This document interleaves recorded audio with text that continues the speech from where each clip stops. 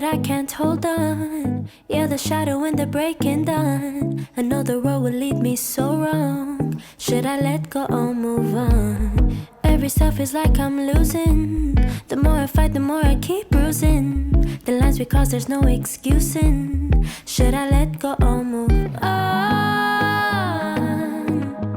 Maybe I'm better off alone. Hey, gotta focus on myself. Put my heart back on the shelf. I'm not going back and forth for someone who don't love themselves. Gotta focus on myself. You keep questioning my steps. If you want my love, then break your chains instead of saying je t'aime. Je t'aime, je t'aime.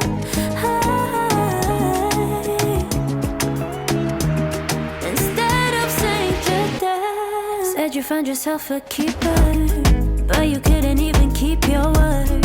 Now I see through all the patterns and the lies I once preferred. See, I'm tired of waiting. With me there is no hesitation. I need a little dedication. Should've left you and moved on.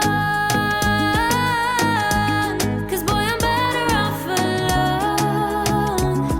Hey,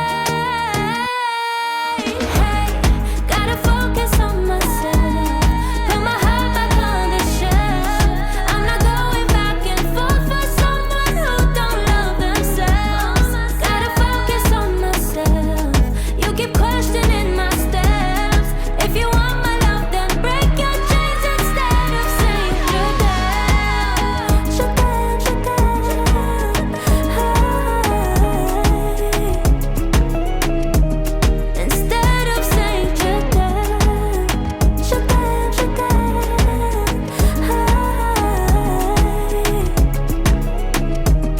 Instead of saying je t'aime. شب یکایک شما بخیر باشد تماشابینان تلویزیون تاجیکستان. این لحظه برنامه شب آهنگ است، منظور شما. جایی که موسیقی و سافت و نوای تازه با هم میپیوندند و هر نشری برنامه باشد دوستان عزیز، مهمان‌های ما البته عوض میگردند. بله و امروز در مهمانی برنامه ما حضور دارند یکی از جوانترین چهره‌های استراده تاجیک، یاسمینه علیدادوه. السلام. یاسمین شامتان بخیر باشد. یادآور میشویم که مخصوص برای برنامه شب آهنگ از خارج کشور این شما آمدن به استودیوی ما. تشکر. احوالتان چگونه است؟ خیلی شدم. تشکر. خب شروع میکنیم صحبت را. البته چرا نه؟ چون با همه ما معلوم است که بعد از اشتراک در نمون چی میگن آزمون تلویزیونی ایکس فاکتور و بعد از اجرای سرودی نسل الدنیا، اگر بله. خطا نکنم شما خیلی موفق شدید، خیلی شناخته شدید بین اهالی، بین مخصوصا مردم تاجیک. بیاید درباره همین آزمون کمک و درباره همین اجرای همین سرود کمک معلومات میدید. بله، من خیلی شدم که آن در تمام جهان تا چه اندازه مشهور شد. میتوانم بگویم که تا امروز همیشه از من خواهش میکند که نسیم دنیا را بخونم. راستش را گویم این چیز نبود که من انتظار داشتم. فکر نمیکردم که آن واقعا کاریرای مرا به سطح بلند میبرد. عموما همین کلمه نسل دنیا ترجمه چی باشد؟ میتوانم به انگلیسی مرحمت ما گوش میکنم. گویم make me forget the world. یعنی که دنیا برای من کاری که من دنیا را فراموش کنم. بله. خیلی هم خوب. خوب میشد که این لحظه پارچه از این سرود رو به طور زنده بهره بینندگان تلویزیون تاجیکستان مخصوصا برای بینندگان برنامه شب آهنگ اجرا میکرده. میشود؟ میشود. مرحمت گوش میکنید دوستان عزیز، سرود به طریق زنده. مرحمت. نسيني الدنيا نسيني العالم دوبني حبيبي وسيبني أقولك أحلى كلام لو ألف الدنيا لو ألف العالم مش ممكن زي غرامك انت ألاقي غرام لو أقولك إني بحبك إلى حب شوية عليك لو ثانية أنا ببعد عنك برجع مشتاق لعينيك ضمني خليك ويايا دوبني يدوب في هوايا تعال نعيش أجمل أيام. هرچند که این سرود یکی از مشهورترین سرودها است، لیکن در اجرای شما باز هم زیباتر و شیرین‌تر برآمد. خیلی هم زیاد. و این حال این سرود رو وقتی که شما اجرا کردید انمون تصویری انمون آزمون در پیش نظرم آمد، چطوری که شما همچون یک دختری که از تاجیکستان هستند و در اونجا برآمد کردن، همه انمون در تالار بوده، نفرانی که اعضای حکما بودند، همه رو که به حیرت آورد. با وجد آمدن از زمین برآمد شما احسان میگویم برای شما. و باید مصرف قید کرد که تنها با صدای دلنشینش، من فکر میکنم چنین یاسمینا شما با همون چهره زیبای تاجیکانه تان دل همگان رو تسخیر کرده. همیشه میگن زیبا باشد. تشکر. یاسمینا، از چی آغاز یافت راه صنعت شما و کی به شما بیشتر الهام میبخشد؟ من از سن 6 سالگی سرودخوانی آغاز کردم. من به بسیار سرایندگان در زبانهای گوناگون گوش میدادم. من از هنرمندان مثل ادل، اریتا فرانکلین و آریانا گرانده الهام گرفتم. شوق و هوس آنها به موسیقی مرا وادار کرد که این راه را همچون کسب انتخاب کنم.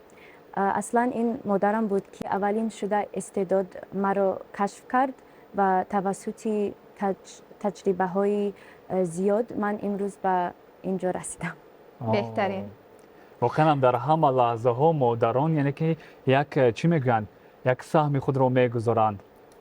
همیشه دعاگوی فرزندانند، راهنمای فرزندانند و اولین شخصی هستند که به فرزند خود باور میکنند. شما قید کردید که به هنرمندان خارج کشور بسیار سرودهای آنها رو گوش میکردید، آنها به شما الهام میبخشیدند. از سرایندگان تاجیک به شما کی بیشتر پسند؟ همه هنرمندا خوبند، اما دلیل نظرف را بیشتر گوش میکنن.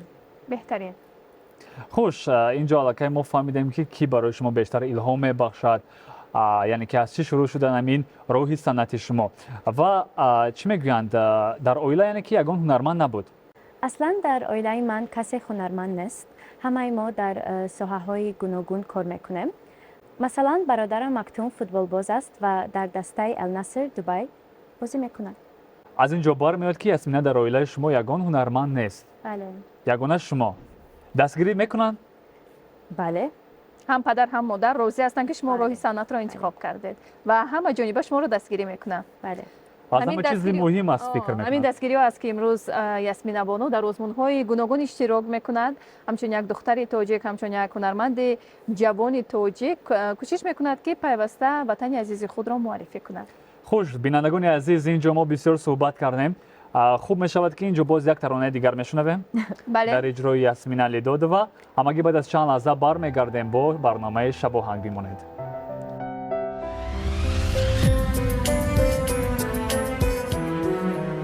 نسيني الدنيا نسيني العالم، دوبني حبيبي وسيبني أقولك أحلى كلام. لو ألف الدنيا لو ألف العالم مش ممكن زي غرامك أنت ألاقي غرام. لو أقولك إني بحبك الحب شوي عليك، لو ثانية أنا ببعد عنك برجع مشتاق لعينيك. ضمني خليك ويايا، دوبني يدوب في هوايا، تعال نعيش أجمل أيام.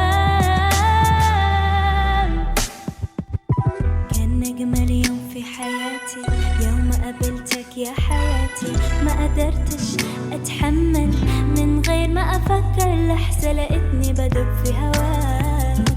خدتني من كل الناس، عشت في أجمل إحساس، ونسيت يا حبيبي الدنيا معاك.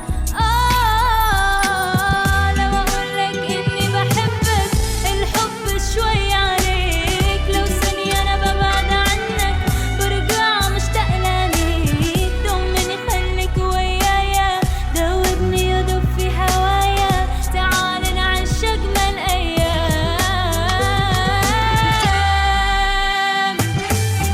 الحب شوي عليك، لو ثانية أنا ببعد عنك برجع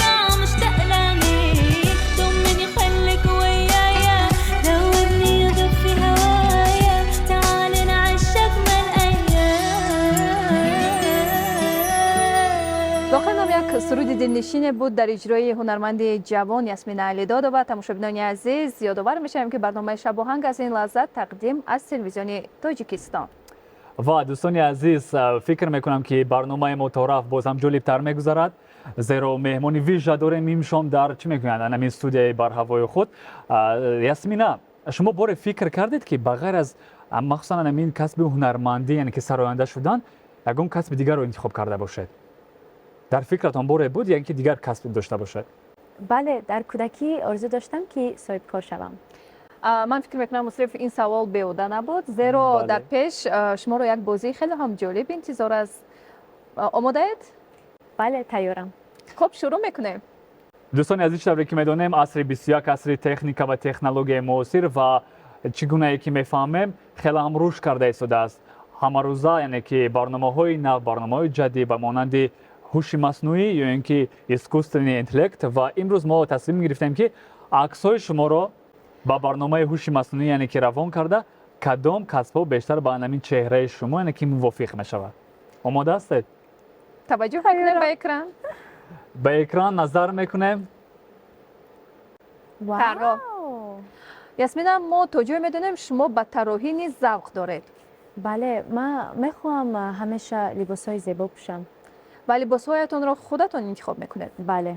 خوش، پس میبینیم باز یک عکس دیگر رو یعنی که چی باشد باز هوش مصنوعی یعنی که آماده کرده است برای ما.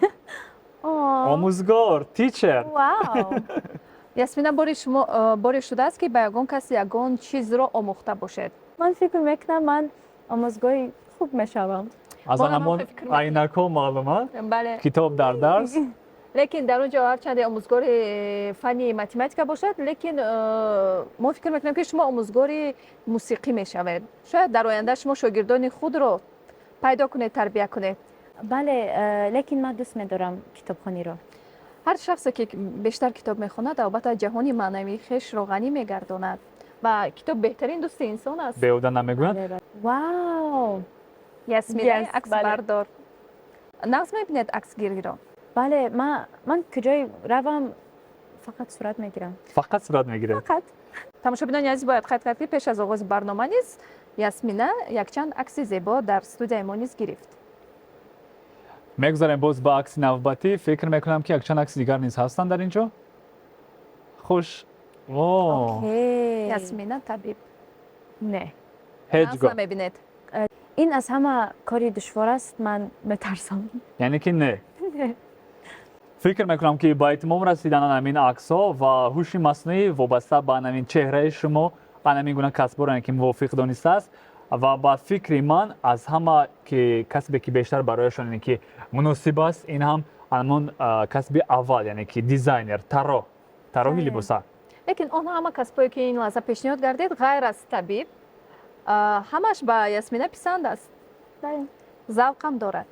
یاسمینا برابر دانستن زبان‌های خارجی و همچنین هنری سرایندگی، هنری رقص و باز هم یک هنر دیگر دارد که شما در بعضی فیلم‌ها نقش آفرینی کردید. بله. ما علاقه اهمیت دادیم یک از فیلم‌هایی که آخرین بار نقش آفرینی کردید فیلمی مستند تاجیکی نام باشد دکان نام گرفته است.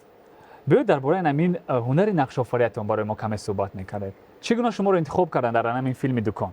و من نقش زیبا را در فیلم دلیر رحمتوف رژیسوری خیلی با استعداد پیشنهاد کرد. این تجربه عجیب بود و امیدوارم که در آینده در دیگر فیلم ها اشتراک میکنم. ما نیز انتظار میشویم فیلم ها رو با اشتراک شما. انشالله. و یک صحنه نمون فیلم رو من تماشا کردم که در اونجا گلدختران جمع شده سرودخوانی میکردن. مثلا شما سرود میخوندید. سلطانی قلبم. بله، سلطان قلبم. چی میشود که این حال یک 4 مصرعش رو طریق زنده میسرایید؟ خب بله. یک دل میگه برو برو، یک دلم میگه نرو نرو، طاقت نداره دلم به تو چی کنم. سلطانی قلبم تو هستی دروازه های دلم را شکستی و ایمان یاره تو بر من ببستی چشم انتظارم. سلامت باشید. خب تماشابینان عزیز، این لحظه باز یک سرود دلنشین در اجرای هنرمند جوان و خوش صدا یاسمین علیدادووا پیشنهاد شما میگردد.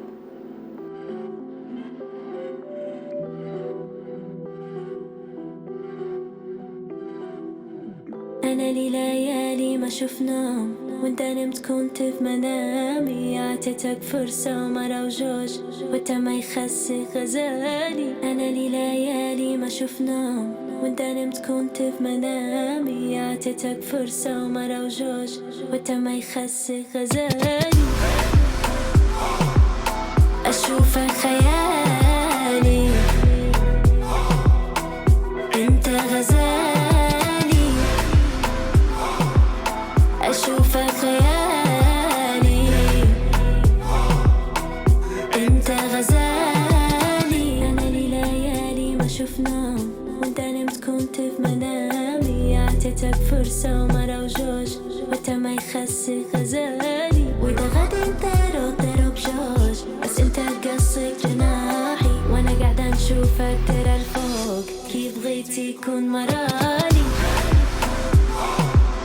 أشوفك خيالي انت غزالي أشوفك خيالي انت غزالي Oh la vie est belle et toi t'es trop beau La beauté mochée ce n'est jamais assez Tout ce que tu fais ouais c'est le minimum Moi qui pense que t'allais me gâter Oh la vie est belle et toi t'es trop beau La beauté mochée ce n'est jamais assez Tout ce que tu fais ouais c'est le minimum Moi qui pense que t'allais me gâter أشوفك خيالي انت غزالي أشوفك خيالي انت في بالي انت غزالي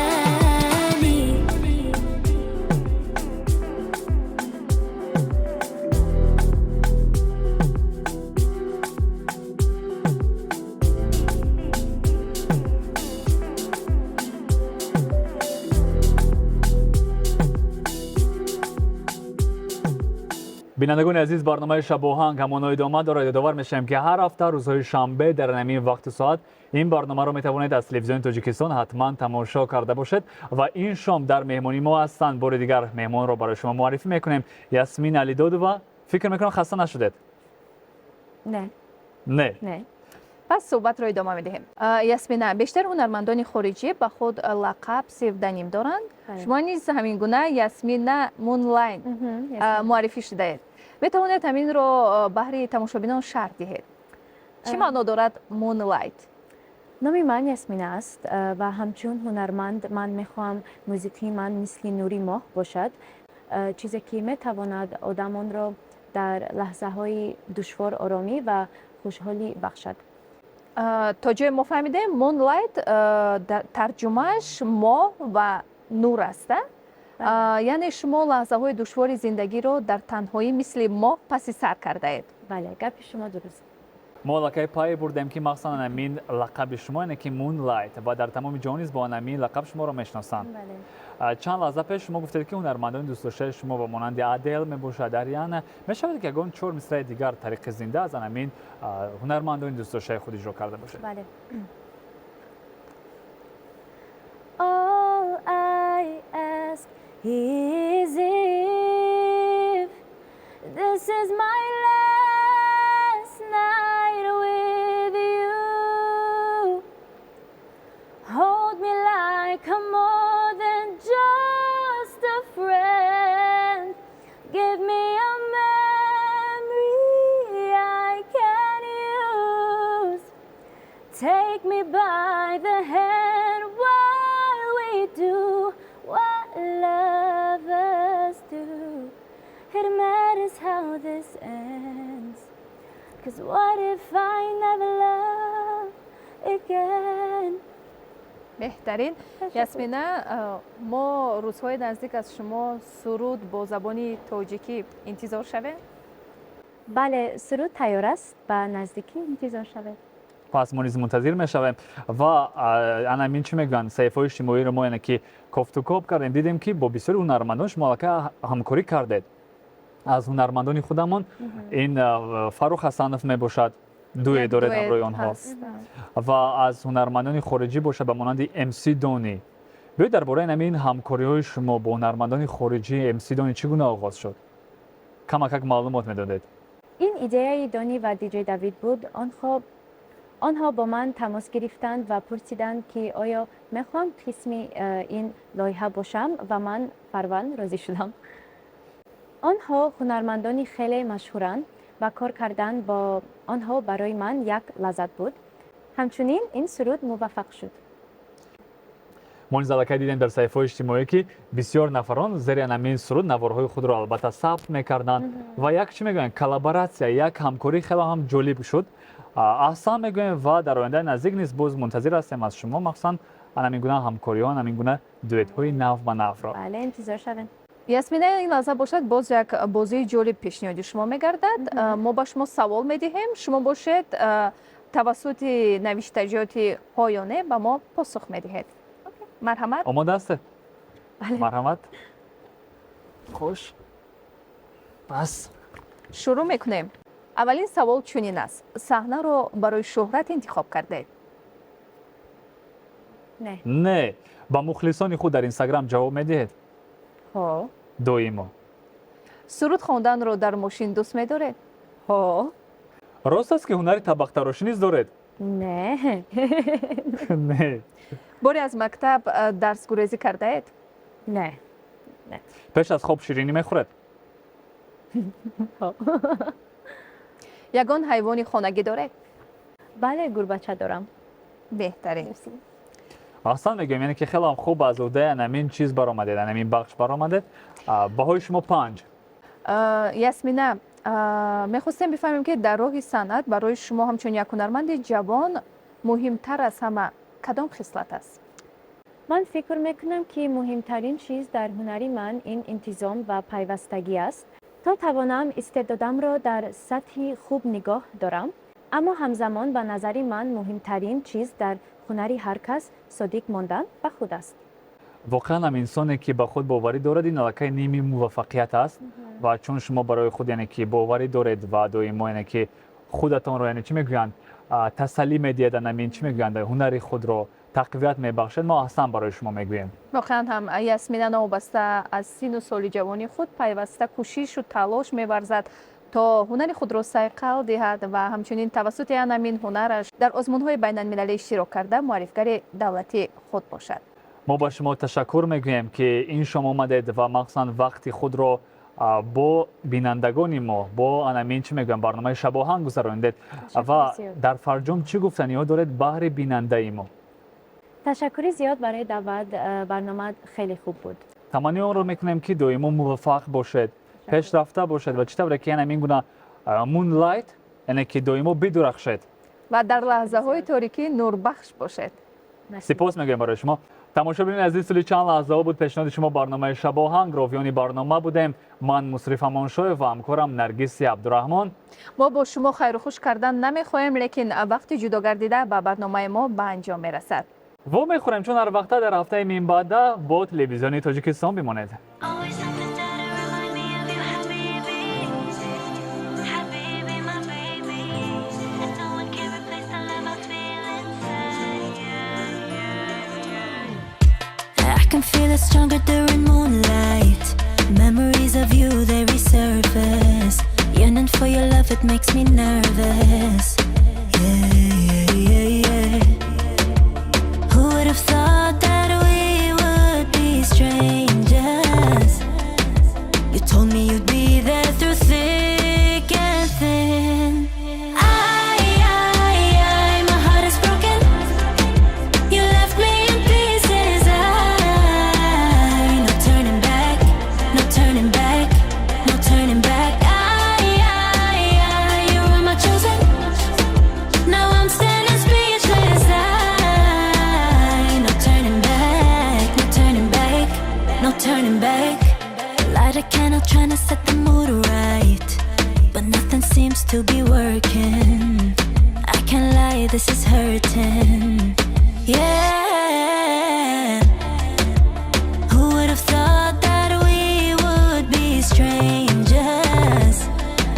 You told me you'd be there through thick and thin. My heart is broken. You left me in pieces. No turning back, no turning back, no turning back. You were my chosen. Now I'm standing speechless. No turning back, no turning back, no turning back. Always something that remind me of you, Habibi. Habibi, my baby. And no one can replace the love I feel inside. Running round in circles, I'm just trying to find a meaning. Habibi, my baby. And I'm not ready yet to call somebody else mine.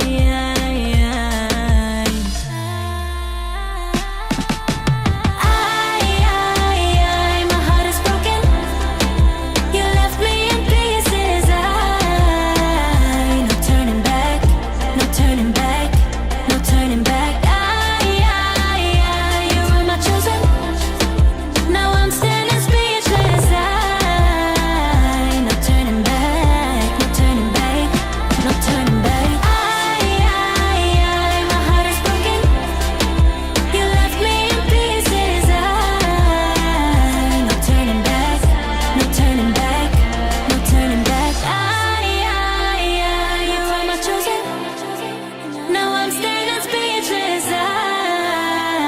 No turning back, no turning back, no turning back.